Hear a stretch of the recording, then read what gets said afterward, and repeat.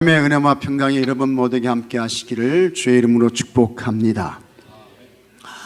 어떤 여학생이 있었습니다. 이 여학생의 몸이 좀 크고 넉넉했던 것 같아요. 그래서 이 여학생이 다이어트를 결심을 했습니다. 이 다이어트를 시작하면서 하나님께 기도했습니다. 하나님, 저를 날씬하게 해주세요. 기도한 거예요. 나를 좀 날씬하게 해주세요. 기도했어요. 그런데 이 여학생이 아무리 생각해도 하나님이 자기를 날씬하게 해주시는 것이 이게 참 어렵겠다, 힘들겠다, 이렇게 이 여학생이 생각이 든 것 같아요. 그래서 이 여학생이요, 기도를 바꿨습니다. 다시 이렇게 기도했어요. 하나님, 나를 날씬하게 해주시는 것이 어려우시면 제 친구를 뚱뚱하게 해주세요. 이와 같은 기도로 바뀌었다는 거예요. 이것은 아마도 몸이 넉넉한 이 학생만의 마음은 아닐 것입니다. 세상의 사람이 다 그렇죠. 다른 사람이 잘 되는 거, 좋게 되는 거, 세상 사람들은 별로 그렇게 좋게 생각하지 않습니다. 그러나 우리는 여러분 항상 다른 사람들을 축복하시기 바랍니다. 축복하셔요. 그리고 우리는 하나님께 대하여 항상 언제나 어떻게 살아야 합니까? 뭘로만 살아야 돼요? 감사로 사시고, 감사, 찬송으로만 사시고, 이런 여러분들이 되시기를 주의 이름으로 축복합니다. 구약성경에서 유대인들은 1년에 3번 감사의 절기를 지켰습니다. 그러니까 이런 거 보게 되면 하나님이 얼마나 감사를 좋아하시는가 하는 것을 우리가 알게 되는 것입니다.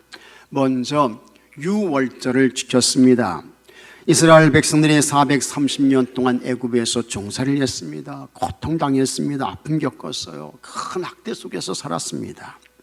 이스라엘 백성들이 하나님께 살려달라고 부르짖었습니다. 그때 하나님께서 모세를 보내셨고 그 모세가 이스라엘 백성들을 이끌고 출애굽을 했습니다. 애굽의 왕 바로는 강팍했습니다. 이스라엘 백성들을 보내주지 않았습니다. 그러자 하나님께서 10가지 재앙으로 그들을 치시는 거예요. 그렇게 해서 이제 이스라엘 백성들이 430년 노예 생활에서 풀려나게 되는 것입니다. 이거는 하나님의 전적인 역사였습니다. 그래서 이스라엘 백성들이 하나님의 은혜와 도움으로 출애굽한 것을 기념하며 절기를 지키게 되는데 그것이 유월절인 것입니다. 감사의 절기예요. 그때는 1월 14일입니다. 그리고 그날부터 7일 동안 무교절을 지키게 되는 것입니다. 이 무교절은 누룩을 넣지 않은 빵을 말하는데, 무교병을 말하는데, 그걸 먹으면서 그 다음에 쓴 나물을 이제 먹으면서 이 출애굽이 전적인 하나님의 은혜이고 역사이다, 이걸 마음으로 믿고 입으로 고백하고 시인하며 유월절과 무교절을 지켰습니다. 유월절이 지나고 첫 번째 안식일이 되었습니다. 그때부터 49일이 지나갔습니다. 그 다음날 이스라엘 백성들이 두 번째 절기를 지켜요. 그것이 맥주절입니다. 이 맥주절은 칠칠절이라고도 했고 오순절 혹은 초실절이라고도 불렀습니다. 맥주절의 유래는 어떻게 될까? 이스라엘 백성들이 출애굽했습니다. 광야에서 40년을 살았어요. 하지만 이스라엘 백성들이 광야를 통과할 때에 하나님께서 그들에게 엄청난 은혜를 베푸시고 기적과 능력을 행하셨습니다. 여러분, 광야는 사막입니다. 낮에는 굉장히 뜨겁습니다. 온도가 많이 올라가요. 생존의 위협을 받는 것입니다. 하나님께서 이스라엘 백성들을 위해서 그 뜨거운 태양을 가려주시는데 구름을 몰고 오셔서 태양을 가려주셔요. 광야에 있는 이스라엘 백성들이 하나님의 날개 그늘 아래에서 안식하고 쉼을 얻게 되는 것입니다. 그러나 밤에는 온도가 갑자기 떨어져서 이 사막은 너무너무 추워지는 것입니다. 건장한 청년도 견디기가 어려운 것입니다. 그렇다고 해서 이스라엘 백성들이 여러분 난로가 있습니까? 난방이 되는 집에 살아요? 아닙니다. 난로 없고, 그 다음에 이스라엘 백성들은 천막 생활을 했던 것입니다. 그래서 하나님께서 그들을 보호하고 지켜주시기 위해서 하나님 뭘 보내주셔요? 불기둥을 보내주시는 거예요. 그래서 그들에게 따뜻한 온기를 제공해주고, 그 다음에 그 불기둥으로 캄캄한 그 사막 한가운데를 밝게 비춰주시는 것입니다. 그리고 그와 같은 불기둥을 통해서 악한 사나운 짐승들이 접근하지 못하도록 하나님께서 막아주시고 지켜주셨던 것입니다. 그 다음에 아침이 됐습니다.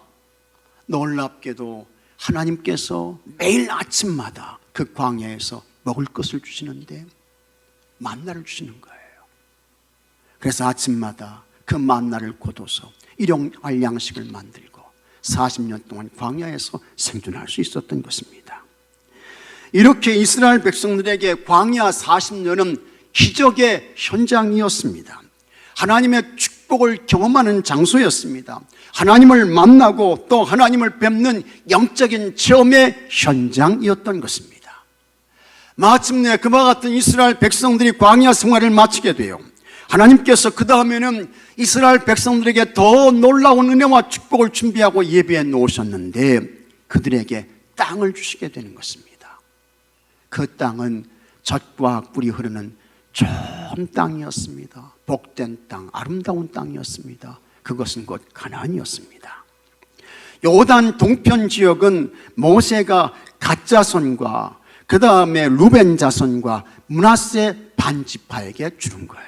그래서 민수기 32장 33절에 모세가 갓 자손과 루벤 자손과 요셉의 아들 므낫세 반지파에게 아모리인의 왕 시온의 나라와 바산의 왕 옥의 나라를 주되 곧 그 땅과 그 경내의 성읍들과 그 성읍들의 사방 땅을 같이 하겠습니다. 그들에게 주매.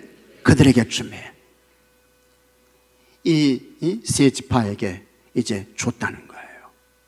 그 다음에 요단 서편 지역은 여호수아가 이스라엘 백성들을 이끌고 들어가서 그들에게 분배를 합니다. 그 다음에 그 땅에 들어가서 농사를 짓죠. 이스라엘 백성들이 농사를 짓고 그 땅에서 나는 소산물을 먹을 때에 그때에 뭐가 그치게 됩니까? 만나가 그쳐지게 되는 거예요. 그래서 여호수아 5장 12절에 또 그 땅의 소산물을 먹은 다음 날에 만나가 그쳤으니 이스라엘 사람들이 다시는 만나를 얻지 못하였고 그 해에 가나안 땅에 소출을 먹었더라 했습니다. 이스라엘은 본래 땅이 없습니다. 그런데 하나님께서 땅 주셨어요. 이스라엘 백성들이 가나안 땅에 정착했습니다. 그곳에서 농사를 지었습니다. 첫 수확을 거뒀습니다. 감동이고 감격이잖아요. 그래서 이스라엘 백성들이 그 첫 수확을 하나님께 드리면서 감사의 절기를 지키게 됩니다. 그게 뭡니까? 맥주절이 되는 거예요. 이스라엘의 종교력으로는 3월입니다. 출애굽한 그 달이 1월이 되는 거예요. 그 다음에 49일 지나가 50일째 3월 맥주절이 되는 것이고, 민간력으로는 9월입니다. 우리가 쓰는 태양력으로는 5월에서 6월입니다. 그 다음에 또 하나 감사의 절기를 지키게 되는데 그것은 수장절입니다. 장막절, 초막절이라고도 부르죠. 16절에 맥주절을 지키라. 이는 내가 수고하여 밭에 뿌린 것에 첫 열매를 거둠이니라. 수장절을 지키라. 이는 내가 수고하여 이룬 것을 연말에 밭에서부터 거두어 저장함이니라. 이렇게 이스라엘 백성들은 1년에 3번 반드시 꼭 하나님께 절기를 지키는데 이 절기가 모두 무슨 절기입니까? 감사의 절기예요. 이 감사의 절기를 지키라고 하는 것은 하나님이 베푸신 은혜와 하나님의 사랑과 하나님의 돌봄, 이거 잘 기억하고 하나님께 감사해라, 하나님께 영광 올려드려, 그것을 하나님께서 말씀하시고 있는 것입니다. 오늘 우리가 지키는 절기는 뭐예요? 맥주절이죠. 이스라엘은 땅이 없었는데 하나님께서 땅 주셨고 그 땅에 들어가서 정착하고 거기에서 농사를 짓고 첫 열매를 걷고 그것을 감사해서 절기를 지키는데 그게 맥주절인 것입니다. 그러면 이 맥주절을 지키면서 우리는 무엇에 감사해야 할까? 어디에 감사하셔야 됩니까? 여러분, 거두게 하신 하나님의 은혜에 감사해야 하는 줄로 믿으시기 바랍니다. 이게 16절 말씀 다시 보겠습니다. 맥주절을 지키라. 이는 내가 수고하여 밭에 뿌린 것에 첫 열매를, 자, 큰 소리로 같이 하겠습니다. 거둠이니라. 거둠이니라. 첫 열매를 거둠이니라. 이스라엘은 본래 땅이 없었다고 했잖아요. 그러나 하나님의 전적인 은혜와 도움으로 출애굽을 하게 되고 하나님의 허락하신 땅을 받게 되고, 그런데 그 땅은 보통 땅이 아닙니다. 하나님의 이스라엘 백성들에게 허락하신 땅은요, 젖과 꿀이 흐르는 너무 좋은 땅이야. 아름다운 땅이에요. 복된 땅입니다. 그와 같은 땅을 이제 받게 되는 거예요. 그런데 이 땅에는 여러분 이미 7 족속이 그 땅에 정착해서 살고 있었다고요. 근데 그들을 다 쫓아내고 하나님께서 주신 그 땅을 받게 되고 거기에 들어가서 농사를 짓고 첫 수확을 거두게 되는 것입니다. 이게 얼마나 큰 감동입니까? 이게 얼마나 감격스러운 거예요. 이게 얼마나 하나님의 큰 축복이고 은혜인 것입니까? 본래 이스라엘 백성들은 여러분 정착해서 사는 사람들이 아니었습니다. 이스라엘 사람들은 뭐 하는 사람이었습니까? 유목민이었습니다. 목축을 하는 사람들이었다고요. 그러니까 땅이 없는 거예요. 일정한 주거지가 없어요. 그러나 하나님께서 출애굽하게 하시고 광야 40년을 통과하게 하시고 그 다음에 젖과 꿀이 흐르는 땅을 허락하셔서 거기에 들어가서 농사를 짓고 첫 수확을 거둬요. 얼마나 큰 감동이고 감격인 것입니까? 그러면서 하나님께서 허락하신 그와 같은 식량을 거기에서 얻게 되는 것입니다. 감사한 거죠. 고마운 거죠. 하나님의 전적인 은혜이고 역사였습니다. 그것을 기억하면서 이 감사의 절기를 지키는 거예요. 창세기 26장을 보게 되면 거기에 이삭의 이야기가 나옵니다. 이 이삭이 흉년을 만나게 됩니다. 그래서 그 흉년을 피하기 위해서 이삭이 내려가게 되는데 그랄 지역으로 내려가게 돼요. 이 그랄은 블레셋 남부 지역입니다. 그리고 이 지역을 다스렸던 왕이 누굽니까? 아비멜렉이라고 하는 사람이었습니다. 거기에 가서 이 이삭이 농사를 짓게 되는데 여러분 정말 놀랍습니다. 그 농사에 흉년이 왔어요. 가뭄이 와가지고 거둬들인 게 하나도 없어요. 그런데 놀라운 것은 다른 사람들은 다 거둔 것이 없고 허탕치고 헛수고를 했는데 이삭만큼은 하나님이 거두게 하셨는데, 수확하게 하셨는데 몇 배 거두게 하셨습니까? 몇 배? 100배! 100배를 수확하게 하신 거예요. 다른 사람은 하나도 못 거뒀어요. 다 실패했어요. 그의 농사는 완전히 헛수고였습니다. 그런데 놀랍게도 이삭만큼은 100배, 100배를 수확하게 됩니다. 창세기 26장 12절에 한번 같이 읽어보겠습니다. 이삭이 그 땅에서 농사하여 그 해에 100배나 얻었고 여호와께서 복을 주심으로 그 사람이 장대하고 왕성하여 마침내 거부가 되어 아멘. 어떻게 이렇게 될 수 있었을까? 거두게 하시는 분이 누구라는 거예요? 하나님이시라는 거예요. 흉년이 와가지고 가뭄이 들어서 다른 사람들은 완전히 그의 농사는 실패야. 거둔 게 하나도 없어요.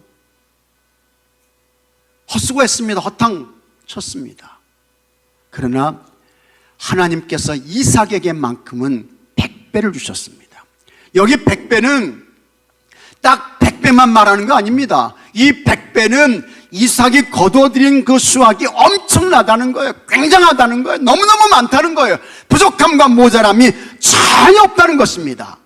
사도 바울은 이것을 고린도 전서 3장 7절에서 다음과 같이 말씀했습니다. 그런즉 심는 이나 물주는 이는 아무것도 아니로되 오직 자라나게 하시는 이는 가짜겠습니다. 하나님뿐이니라. 믿으시면 아멘 하시기 바랍니다. 자라게 하시고 열매 맺게 하시고 거두게 하시고 누가 하시는 거예요? 하나님께서 하시는 거예요. 하나님께서 하셔야 돼요. 심는 거 사람이 하지요. 물 주는 거 사람이 해요. 그러나 거기에서 자라게 하시고 열매 맺게 하시고 거두게 하시고, 이거 다 누가 하시는 것입니까? 하나님께서 하시는 거예요. 하나님께서 하셔야 됩니다. 하나님이 도와주시지 아니하면 사람의 수고 헛것입니다. 여러분, 사람의 애씀 허탕입니다. 남는 거 없어요. 거두는 거 없습니다. 그런데 하나님께서 이삭에게 그리고 이스라엘 백성들에게 수고와 애씀의 열매를 거두게 하신 것처럼 오늘 여러분들에게도 하나님께서 거두게 하신 것을 믿으시기 바랍니다. 그거 감사하셔야 돼요. 그거 감사하셔야 된다고요. 전 세계에는 80억 명의 사람들이 살고 있습니다. 여기 계신 여러분들은 80억 분의 얼마가 되는 거예요? 1 되는 거예요. 굉장한 것입니다. 80억 분의 1이에요. 이 전 세계에 1천만 명이 넘는 그와 같은 도시가 몇 개나 있는지 아십니까? 23개가 있어요. 23개. 우리나라는 과거에는 서울이 1천만 명이 넘어갔죠. 그러나 지금은 안 됩니다. 지금은 약 940만 명 정도 사는 도시가 우리나라 서울입니다. 그런데 세계 인구의 폭증을 예언했던 아이잭 아시모프라는 사람이 있는데, 이 사람이 이런 이야기를 했습니다. 인류가 현재와 같은 인구 증가율을 그대로 방치한다면 지구촌은 야국 강식의 아프리카 밀림보다 더 무서운 절망의 세계로 변할 것이다. 우리는 지금 아이가 사람이 없어서 걱정인데요, 세계는 그렇지 않습니다. 인구가 막 폭발적으로 증가하고 있습니다. 이와 같은 세상에서 하나님께서 양식 주시는 일을 멈추면 인간은 하루아침에 싸늘한 공동묘지로 다 변할 수 있다는 거예요. 하나님께서 이스라엘 백성들이 광야를 지날 때 농사하지 않아도 40년 동안 만나와 메추라기를 먹이셨습니다. 그들을 입히셨습니다. 여러분, 사람이 먹고 사는 것이 인간의 힘으로 되는 것이 아니고 하나님의 은혜이고 축복인 것을 가르쳐 주신 것입니다. 그러므로 여러분이 거둔 모든 것은 여러분 하나님의 은혜이며 도움인 것을 겸손하게 깨닫고 인정하며 하나님께 감사하시기 바랍니다. 여러분의 소유가 다 어디서 온 거예요? 여러분이 능력이 있어서 실력이 있어서 지금의 소유가 있게 된 줄 아십니까? 아닙니다. 땅에서 솟은 것도 아니고 하늘에서 저절로 떨어진 것도 아니고 여러분 하나님의 은혜로 여러분들에게 주셨고 하나님이 거두게 하신 것입니다. 믿으시면 아멘 하시기 바랍니다. 이렇게 거두게 하신 하나님을 깊이 생각하며 하나님께 아낌없이 감사하며 우리 하나님께 찬송과 영광을 올려드리시는 모든 분들이 되시기를 주의 이름으로 축복합니다. 그러면 이렇게 거두게 하신 하나님께 우리가 어떻게 감사해야 할까? 2가지를 말씀드리려고 합니다. 첫째로 모든 것에 먼저 앞서서 하나님께 감사하셔야 합니다. 감사가 제일이에요. 감사가 첫 번째야. 감사가 우선이야. 오늘 여러분 예배당에 오셔서 이제 예배 드리시는데 예배당에 딱 들어오시면서 뭐 하셨어요? 머리 숙여서 하나님께 기도하셨죠. 기도하실 때 첫 번째 기도가 뭐예요? 감사의 기도 다 하셨어요? 네. 감사의 기도 하셔야 돼요. 하나님 감사합니다. 하나님 고맙습니다. 이게 내 삶에서 가장 먼저가 되는 거예요. 가장 첫 번째가 되는 거예요. 제일 우선이 되는 거예요. 사도 바울이 로마 교회에 편지를 써서 보내면서 이렇게 말씀했습니다. 로마 교회 성도들에게 보낸 편지입니다. 교회 밖에 있는 성도들에게 보낸 편지가 아니라고요. 로마 교회 안에 있는 성도들에게 보낸 편지예요. 그 다음에 이렇게 하는 사람들은 다 사망에 이르게 된다. 그걸 사도 바울이 이야기해요. 근데 그 말씀 가운데 로마서 1장 21절에 같이 한번 읽어보겠습니다. 하나님을 알되 하나님을 영화롭게도 아니하며 감사하지도 아니하고 오히려 그 생각이 허망하여지며 미련한 마음이 어두워졌나니 이렇게 이야기를 해요. 로마 교회 성도들 가운데에 하나님을 영화롭게 하지 않는 사람들이 있다. 그 다음에 로마 교회의 사람들 가운데 하나님께 감사하지 않는 사람들이 있다. 그 마음이 허망해지고 미련해져서 참 하나님을 거역하고 하나님을 욕되게 하고 하나님께 찬송하지 않고 하나님께 감사하지 않고 이런 사람들은 다 사망에 이르게 된다. 이걸 사도 바울이 말씀하고 있는 것입니다. 하나님께 감사하지 않는 거예요. 감사하지 않아. 감사를 모르고 사는 거예요. 감사하고는 담을 쌓고 사는 사람이 있어요. 이런 사람은 하나님께서 기뻐하시지 않습니다. 이런 사람에게는 하나님께서 복을 내리시지 않는 거예요. 이런 사람에게는 은혜를 베푸시지 않는 거예요. 여러분들은 감사와 담을 쌓지 마시고 항상 감사가 제일이고 감사가 먼저인 사람으로 사시기를 축복합니다. 그 사람이 바른 사람이에요. 그 사람이 옳은 사람인 것입니다. 이런 사람도 있습니다. 때에 따라 감사하는 사람이 있죠.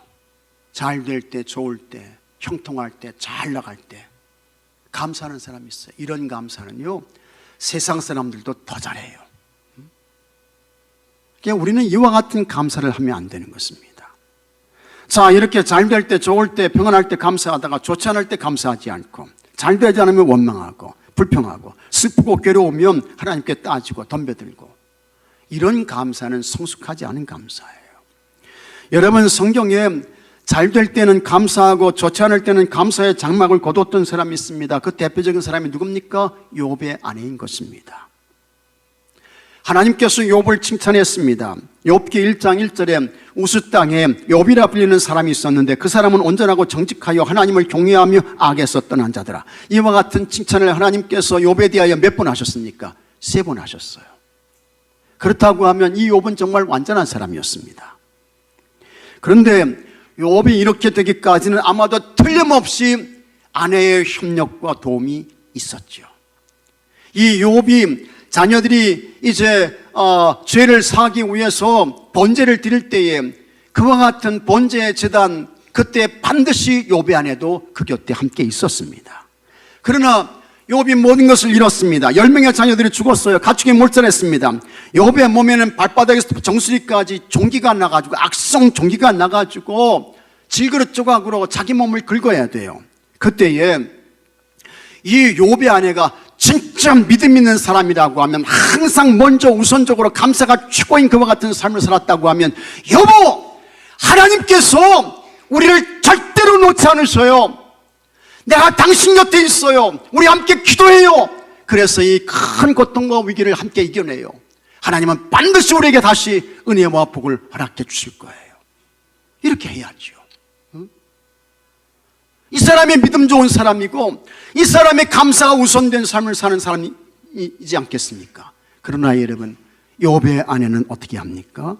욥의 아내는 먼저 자기가 하나님을 버리는 거예요. 그리고는 그의 남편 욥을 향해서 저주의 말을 퍼붓습니다.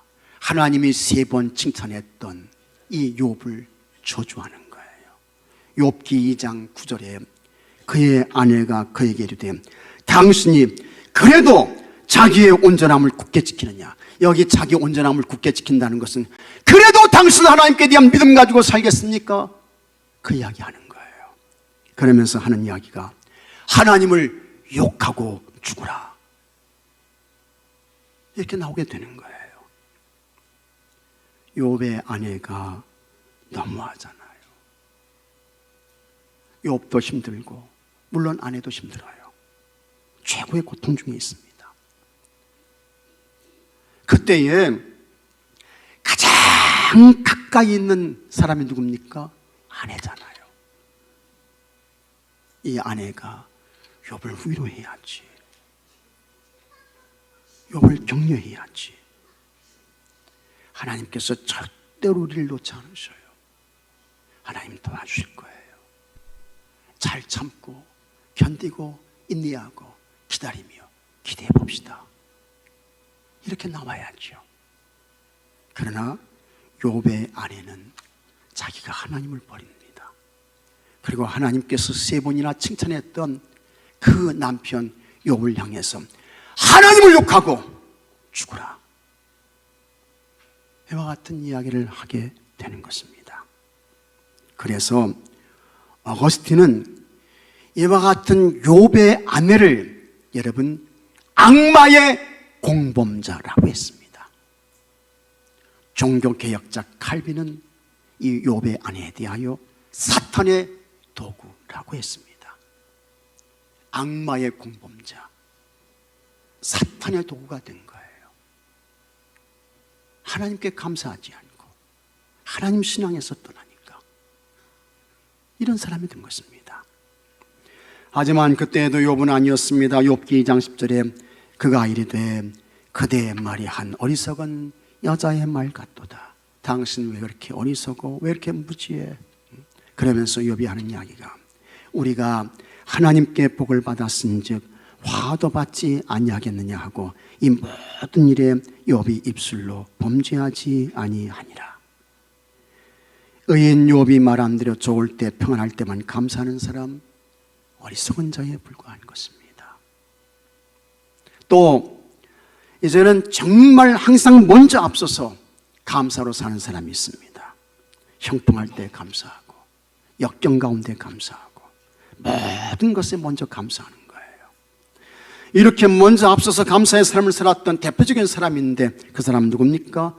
다윗인 것입니다. 이 다윗은 영광의 자리에서 감사하고 전쟁의 승리에서 감사하고 아침을 맞으며 감사하고 하루를 닫으며 감사하고 그는 시를 지어서 하나님께 감사로 찬양을 올려드립니다. 그게 이제 시편의 노래죠.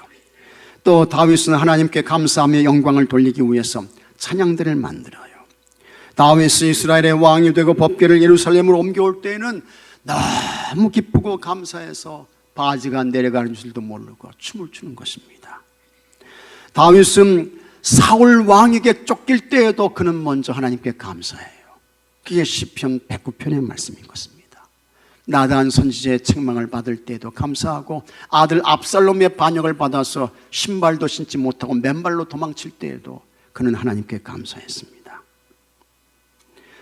언제나 어떤 형편과 처지에서도 항상 감사하는 사람이 진짜 하나님의 사람인 것을 믿으시기 바랍니다. 이 사람이 하늘에 속한 사람인 것입니다. 이 사람이 하나님 마음에 합한 자가 되는 거예요. 여러분들은 범사의 모든 일에 먼저 앞서서 하나님께 감사, 찬송으로만 살아가시는 모든 분들이 되시기를 축복합니다. 그 다음 둘째로 정성을 다해 최선으로 감사해야 합니다. 출애굽기 23장 19절에 내 토지에서 처음 거둔 열매에, 자 같이 하겠습니다. 가장 좋은 것을 가져다가 너의 하나님 여호와의 전에 드릴지니라 했습니다. 그냥 처음 거둔 열매 가져와서 하나님께 바쳐라, 성경은 그렇게 말씀하지 않아요. 가장 좋은 거 그거 가져와서 하나님 전에 드려. 말씀하고 있는 것입니다. 이거는 정성 다하라는 거예요. 힘을 다하라는 거예요. 마음을 다한 감사를 드리라는 것입니다. 레위기 23장 12절에는 너희가 그 단을 흔드는 날에 1년 되고 같이 하겠습니다. 흠없는 순양을 여호와께 번제로 드리고 흠없는 거 드리라고 했습니다. 가장 좋은 거 드리고 흠없는 거 드리라고 했습니다. 이게 다 뭡니까? 마음을 다한 감사, 힘을 다한 감사, 정성을 다한 감사를 드리라고 하는 것입니다. 그럴 때에 하나님께서 그것을 받으시는 제사가 되고 받으시는 제물이 된다라고 하는 것입니다. 우리는 여러분 감사하면 다 하나님이 받으시지 이렇게 생각하잖아요. 사랑이 많으시고 은혜가 풍성하시고 인자와 긍휼이 한이 없으신 하나님께서 그냥 감사하면 다 받아야죠. 다 흠양해 주셔야지. 근데 여러분 오해입니다. 잘못 알고 계신 거예요. 하나님이 다 감사한다고 받으시는 줄 아십니까? 아니에요. 하나님께서 가인의 제사는 안 받으셨다고요. 안 받으셨어요. 사랑이 한이 없으시고 은혜가 풍성하시고 참 긍휼과 인자가 가득하신 그와 같은 하나님이 감사하면 제물 드리면 다 받으셔야지. 다 받으셔야 되잖아요. 그러나 그렇습니까? 아니에요. 안 받으시는 제물이 있고 제사가 있다는 거예요. 가인의 제물 안 받으셨어요. 이 가인이 감사의 제사에 실패하게 되는 것입니다. 거기서부터 그의 마음에 분노가 막 솟구쳐나게 되죠. 얼마나 분노가 가득했던지 동생 아벨을 죽여요. 살인자가 돼요. 그리고는 유리한 자가 되고 인생에 방황하는 자가 되고 두려움에 떠는 인생이 되는 거예요. 내가 세상에 나갈 때 세상 사람들이 나를 쳐서 죽이면 어떡합니까? 두려움에 떠는 그와 같은 인생으로 떨어지게 되는 것입니다. 하나님은 그 제물을 드리는 사람의 믿음과 정성을 여러분 반드시 하나님께서 어떻게 하셔요? 저울에 달아보시는 거예요.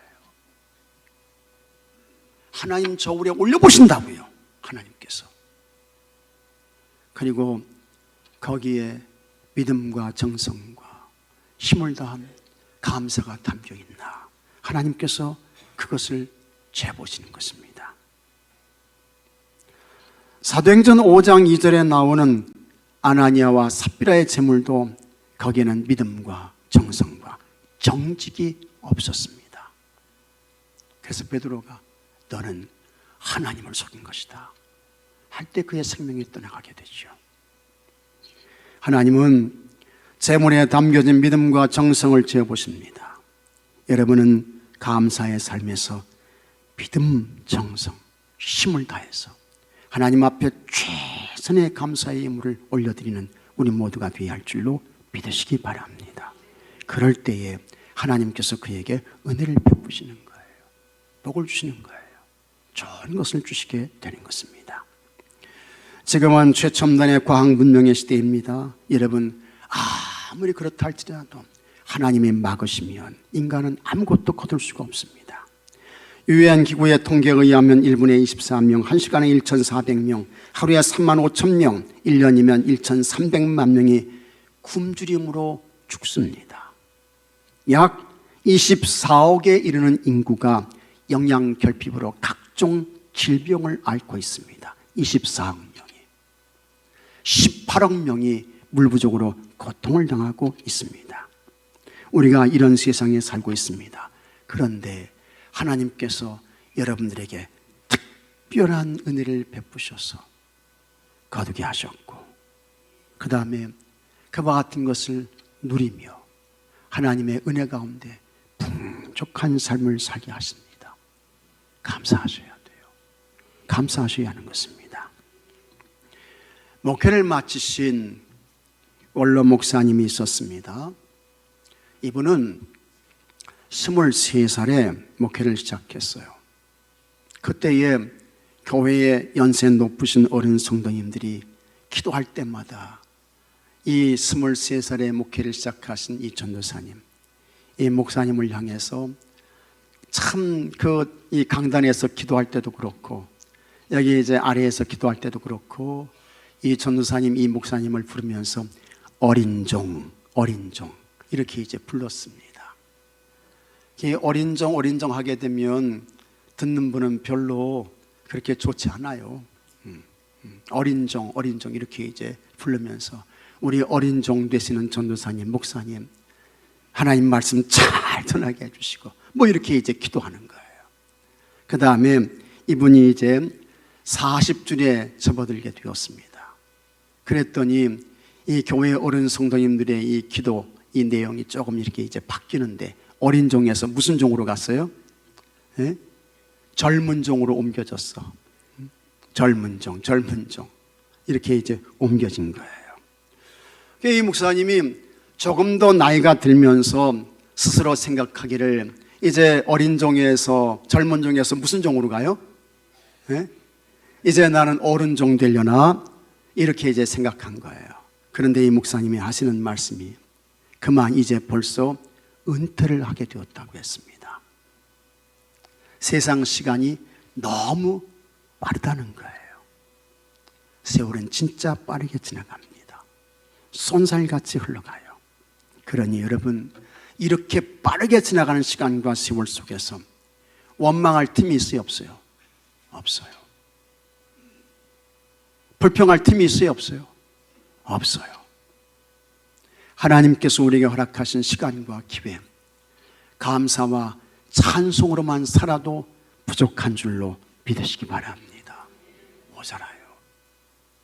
감사로만 살아도, 찬송으로만 살아도 모자라, 부족해. 그런데도 원망하시겠습니까? 그런데도 감사하지 않고 불평하시겠어요? 아닌 것입니다.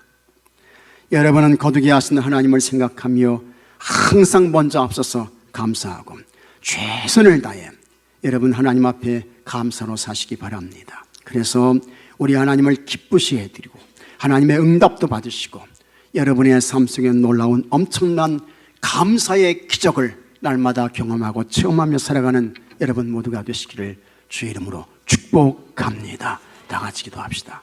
하나님 감사합니다. 거두어드리게 하시는 하나님의 은혜 너무나도 크고 놀랍습니다. 아버지 하나님, 어떤 형편과 처지와 상황에서도 감사로 살게 하시고 찬송으로만 살게 하여 주시옵소서. 베푸신 은혜와 사랑을 깊이 생각하며 최선의 감사, 온 마음과 힘을 다한 감사의 삶을 살게 해주셔서 하나님 아버지시여, 저들의 삶 속에 놀라운 감사의 기적과 능력과 역사가 경험되게 해 주시옵소서. 우리 주 예수 그리스도 이름으로 간절히 기도하옵나이다. 아멘.